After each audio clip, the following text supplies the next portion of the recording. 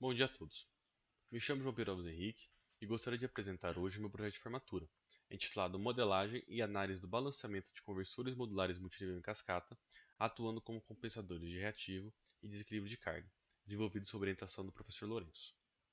Os conversores modulares multinível em cascata, ou somente conversores MMC, são a principal arquitetura de Statcom, pois não requerem uso de transformadores para conexão com a rede. Dentre as três principais topologias dos conversores MMCs, nesse trabalho, estudamos apenas a single star, que se conecta em estrela com a rede, como pode ser visto na imagem da figura 1. Note na imagem que o neutro do conversor está isolado da rede. Cada submódulo apresenta, do lado CC, um capacitor para fornecer a tensão contínua. É possível modelar cada braço do conversor por meio de uma única ponte H, que apresenta, do lado CC, o capacitor equivalente de cada braço. O problema atacado nesse projeto deriva da operação com correntes e tensões desequilibradas para a compensação de reativos e desequilíbrio de carga. Com isso, a potência ativa trocada com a rede em cada fase é não nula, descarregando os capacitores equivalentes de cada braço. Para solucionar esse problema, o conversor deve produzir em seus braços uma tensão de sequência zero, tendo em vista que essa tensão não afeta a corrente trocada com a rede, justamente porque o neutro do conversor está isolado, mas consegue anular a potência ativa gerada em cada braço do conversor, evitando a descarga dos capacitores e balanceando o conversor. Os objetivos desse trabalho são, portanto, determinar a expressão da tensão de sequência zero que balanceia o conversor, verificar o que essa expressão diz sobre o superdimensionamento da tensão CC de cada fase do conversor e discutir a viabilidade do uso do MMC SSBC, ou seja, conexão single star, para compensação individual e simultânea de reativos e de desequilíbrio de carga. A modelagem do problema pode ser vista na figura 3. À esquerda vemos a rede, simétrica, equilibrada e de sequência positiva. O conversor se conecta à rede por meio de indutores perfeitos e troca com ela correntes de sequência positiva e negativa.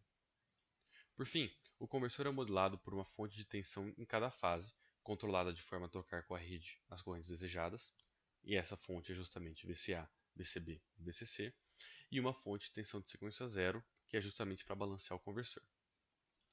As potências ativas geradas em cada braço do conversor sem o balanceamento são justamente aquelas geradas pelas fontes VCA, VCB e VCC. Essas potências podem ser representadas por um único vetor espacial não nulo P1 no sistema ABC, como pode ser visto pela expressão à direita. Com a injeção da tensão de sequência zero, a potência ativa gerada em cada fase do conversor é acrescida do vetor P0, cuja expressão pode ser vista nesse slide. Para balancear o conversor, queremos que a soma dos vetores P1 e P0 seja nula. No sistema alfabeta, o vetor P1 pode ser visto em vermelho e o vetor P0 em azul. A condição de balanceamento é justamente quando a gente consegue sobrepor o vetor azul em cima do vetor vermelho. No trabalho, demonstramos que a tensão de sequência zero que balanceia o conversor é única e dada pelas expressões aqui apresentadas. Note na imagem que quando a gente faz a injeção dessa tensão de sequência zero, os vetores se sobrepõem. É possível reescrever as expressões em função do grau de desequilíbrio das correntes, R, e da defasagem das correntes, epsilon. Utilizando Python, é possível ver que, sem a injeção da tensão de sequência zero, o conversor apresentava potências ativas não nulas em todas as suas fases. Após a injeção da tensão de sequência zero, em 2 ciclos de tensão da rede, as potências se anulam, sem alterar as correntes trocadas com a rede. Essa mesma simulação foi feita no PSIM e o mesmo resultado foi encontrado. Com o intuito de entender como varia o módulo da tensão de sequência zero em função dos módulos das correntes, os gráficos mostrados foram gerados. Nota-se que quando I1 igual a I2, V0 explode para o infinito, mas esse comportamento depende das defasagens das correntes, até porque na imagem do meio não ocorre essa explosão. Para entender isso, gerou-se uma segunda superfície de V0, agora em função de R e de epsilon. Notamos nela que quando a defasagem das correntes é nula, ou seja, quando a gente tem correntes de sequência positiva e de sequência negativa em fase, nós temos a maior exigência da tensão de sequência zero para balanceamento. E essa é a pior condição de operação. A menor exigência ocorre quando epsilon é igual a 60 graus, e essa é a melhor condição de operação. V0 tende a infinito quando R tende a 1, a não ser no melhor cenário de operação. Quando plotamos a tensão exigida do barramento CC equivalente de cada braço em função do grau de desequilíbrio compensado, Fica claro que somente na melhor condição de operação não é exigida tensão infinita em R igual a 1.